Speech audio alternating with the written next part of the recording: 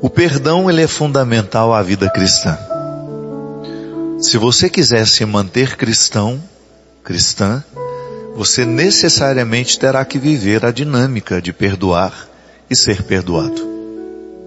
Porque as pessoas vão errar com você, você vai errar com as pessoas, e os erros que nós cometemos entre nós agridem diretamente o coração de Deus. Por quê? Porque Deus é amor, Deus é comunhão. E toda vez que eu não consigo ser amor, perdão, comunhão, de alguma forma eu firo a presença de Deus em mim. Às vezes nós temos uma visão um pouco fantasiosa de como é que o nosso pecado atinge o coração de Deus. Como se Deus estivesse nos céus sendo apunhalado pelas nossas ações. Você pode pensar diferente. Deus é ferido com o nosso pecado em nós mesmos. Porque eu hospedo a presença de Deus. Você hospeda a presença de Deus. E toda vez que você não está sendo uma pessoa boa, toda vez que você está sendo cruel com alguém, toda vez que você está na prática da injustiça, da infidelidade, da desonestidade, você está ferindo a imagem e semelhança de Deus em você. É por isso que o nosso pecado atinge diretamente o Deus que nos habita. Consequentemente, machuca-nos. Porque toda vez que eu estou ferindo a Deus, eu estou me ferindo também. E o contrário também é verdadeiro. Fora da dinâmica do perdão, não há vida cristã. Porque o tempo todo nós vacilamos. Infelizmente, como dizia São Paulo, nem sempre nós somos capazes de fazer o bem que nós gostaríamos de fazer. Então a nossa atitude, machucada pela nossa limitação, que nós chamamos isso de pecado, que é tudo aquilo que nós reconhecemos em nós como matéria grave, houve liberdade para fazer, consciência, né? Vontade. Então tudo aquilo que no meu comportamento, no meu pensamento, nas minhas palavras, nas minhas atitudes, pode ferir alguém. Ou então aquele mal que eu faço a mim mesmo. Posso viver em constante estado de pecado, por exemplo, quando eu não tenho amor próprio. Quando eu escolho o pior da vida. Acontece muito. Muitas vezes, movido pela minha falta de amor próprio, eu vou escolhendo o que na vida tem de pior. E aí eu vou comprometendo a minha felicidade, a minha realização humana. Por isso que o perdão, ele vai acontecer em 3 dimensões. O que eu peço a Deus, e é diariamente que eu preciso pedir, porque o tempo todo eu estou falhando como ser humano. Então eu peço perdão ao Deus que me habita, por desrespeitá-lo, por não corresponder, por não ativar os dons que Ele me deu. Mas se nós quisermos ser cristãos, nós precisamos aprender a viver a dinâmica do perdão. E hoje eu trago aqui, a gente abriu a caixinha de perguntas para facilitar a sua participação no Direção Espiritual. Você pode fazer essa pergunta por meio do meu Instagram, se você não me segue ainda, é @PE_Fábio_de_Melo com um L só. PE_Fábio_de_Melo, arroba não, né? PE_Fábio_de_Melo com um L só. A Cíntia, ela me escreve e me diz assim: Padre, quando digo que perdoo, mas não consigo conviver com a pessoa, eu continuo em pecado? Veja bem, é uma questão bastante ardilosa, bastante difícil. Primeiro porque nós temos uma visão muito romântica e que às vezes dificulta nos ver a realidade. Quando eu perdoo alguém e quero restituir aquela presença na minha vida, eu vou viver uma experiência do perdão. É o perdão da reconstrução. É como você não querer desistir de uma pessoa que é muito especial para você. ela errou, você já chegou à conclusão de que aquele erro não é o suficiente para você retirá-la da sua vida. É um direito seu querer a reconstrução, desde que a outra pessoa também queira reconstruir com você. Porque ela vai pedir perdão, você vai aceitar o pedido de perdão que ela fez, e juntos vocês vão reconstruir o vínculo de vocês. Esta é a dinâmica da vida amorosa. Todo mundo que se ama precisa fazer isso sempre. É claro que vai depender da qualidade do amor que nós temos. Há pessoas que mesmo se amando se ferem muito. E a gente precisa pensar na qualidade desse amor que fere o tempo todo. Porque o amor, ele é um motivo interior que precede qualquer outro motivo, que nos dá, aquele desejo de ser cada vez melhor para aquela pessoa que a gente ama. Então esta é uma experiência. Eu perdoo e quero restituir aquela presença na minha vida. Não quero perder. E às vezes nos aconselhamentos que a gente faz, a gente vê muitas situações assim. Por exemplo, uma traição no casamento, que às vezes uma das partes trai o vínculo matrimonial assumido, e a pessoa que foi traída quer reconstruir o vínculo, não quer perder aquela família por causa de uma traição. É ruim viver a traição? A traição fere, a traição retira a confiança, mas pode haver a possibilidade de se reconstruir um casamento a partir do perdão. Minha gente, a traição, ela pode muitas vezes acontecer e ter sido apenas um ato falho, um momento de fraqueza, e aquilo não compromete o segmento do vínculo, porque houve o perdão. E é claro que quando nós falamos de perdão, é aquela oportunidade que você tem de guardar o suficiente da experiência para não perder de vista o que aconteceu, mas também esquecer o suficiente para aquilo não continuar machucando. Porque também não faz sentido, quando você escolhe perdoar, você ficar remoendo o passado toda hora. Porque isso dificulta muito a experiência da continuidade. Muitos casais que precisaram viver a experiência do perdão, depois têm dificuldade porque o tempo todo aquela traição é trazida à tona. Ah, mas você lembra o que você me fez? Isso não facilita a experiência do perdão. Porque o perdão, minha gente, ele não é uma realidade que acontece de uma única vez. Quem dera fosse. No momento em que você decide, digamos que o esposo te traiu. No momento que você decide perdoá-lo, ali você iniciou um itinerário de perdão. Mas não significa que você já esteja curada. Você tomou a decisão do perdão. E aí, mediante oração, mediante o cultivo da espiritualidade, o Espírito Santo vai lhe ajudando a viver e concretizar a experiência do perdão que você iniciou. E é claro que seu esposo também vai contribuir na reconstrução, na edificação do perdão que você ofereceu a ele. Como? Mantendo-se fiel, estando mais presente, compreendendo a fragilidade que ele despertou em você no momento em que você descobriu a traição. É porque quando você descobre que foi traída, a primeira coisa que lhe ocorre é a insegurança. Meu Deus, não sou suficientemente boa para ele. Ele precisou arrumar uma outra. Então, quando você está reconstruindo a sua experiência conjugal, por causa de um perdão que você concedeu, você está em processo de feitura deste perdão. E é claro que seu marido vai ajudar diminuindo essa insegurança que ele provocou em você quando ele traiu.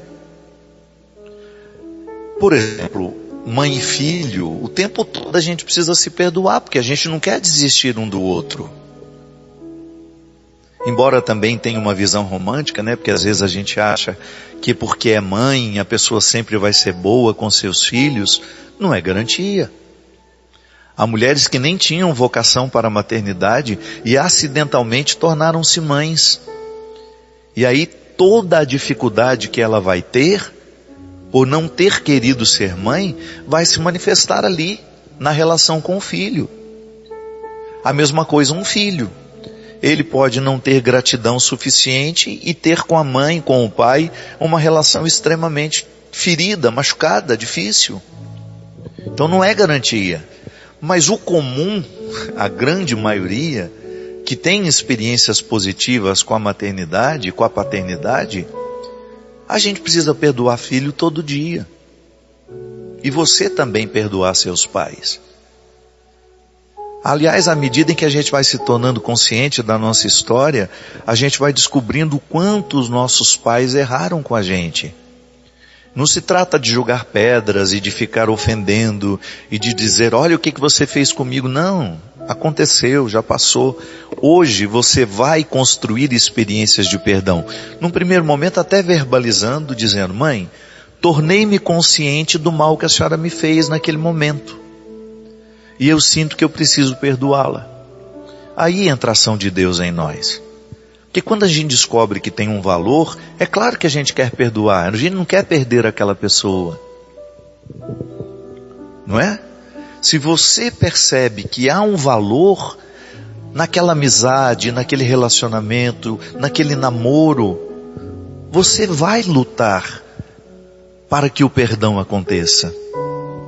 Agora, o outro lado também é verdadeiro. Às vezes você identifica que você quer perdoar, que você não quer guardar aquela mágoa dentro de você. Mesmo porque perdoar é sempre uma atitude muito inteligente.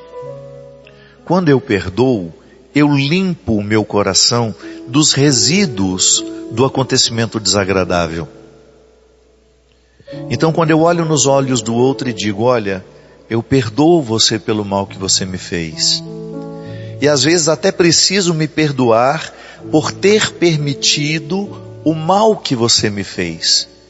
Porque às vezes o outro nos machuca é com a nossa autorização. Nós vamos sendo condescendentes, a gente vai percebendo a invasão do outro, a gente vai notando a agressividade do outro, ou até mesmo um temperamento que não condiz muito com o nosso, e aí aquela pessoa é muito invasiva, e ela provoca sofrimento na gente o tempo todo, aí de repente derrama, entorna, né? Como diz lá em Minas Gerais, o caldo entorna e você fica diante de uma situação desagradável, precisando perdoar. Só que aí você chega à conclusão de que você não quer ficar com aquela mágoa, você não quer guardar aquela experiência ruim, por isso você perdoa, mas você também chega à conclusão de que você não quer aquela pessoa na sua vida. Isso é absolutamente saudável. Você não é obrigado a conviver de maneira íntima com todo mundo. E não é pecado, viu? Às vezes, nós temos uma visão muito equivocada de ficar pensando que nós temos que manter na nossa vida todas as pessoas que nos feriram porque nós somos cristãos. Não. Eu digo isso por onde eu vou, porque é absolutamente libertador e as pessoas precisam ouvir isso. Muitas vezes, religiosamente, elas ficam condicionadas que as exigências cristãs nos fazem ter que ter ao nosso lado as pessoas que nos fazem mal, por exemplo. Não. Jesus disse, se o teu braço te leva a pecar, corte-o. Se o teu pé te leva ao pecado, corte-o. Jesus não está falando do nosso corpo físico. Mesmo que se nós fôssemos amputar todas as partes do nosso corpo que nos levam ao pecado, não vai sobrar absolutamente nada de nós. Jesus está falando de estruturas, de pessoas, de situações que nós precisamos eliminar para que a gente possa seguir em paz. Então, muitas vezes, o perdão será uma experiência de continuidade, mas também será uma experiência de ruptura. Você não precisa levar adiante um relacionamento que você já identificou que faz mal a você. E às vezes, minha gente, infelizmente, nós reconhecemos isso até dentro de casa. Porque não é porque é meu irmão que é garantia de que ele me ame, que ele me queira bem. Não. Às vezes é meu irmão e quer o meu mal. Às vezes é meu irmão e tem muita inveja de mim. Olha o primeiro assassinato que é narrado na Sagrada Escritura. É um irmão matando outro irmão.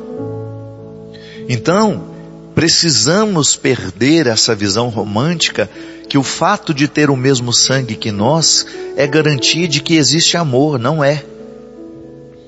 Às vezes tem o mesmo sangue que nós, mas não desfruta do mesmo entendimento, do mesmo querer bem. Então eu posso respeitosamente dizer a um irmão: o meu amor por você nunca me permitirá fazer mal, querer o seu mal.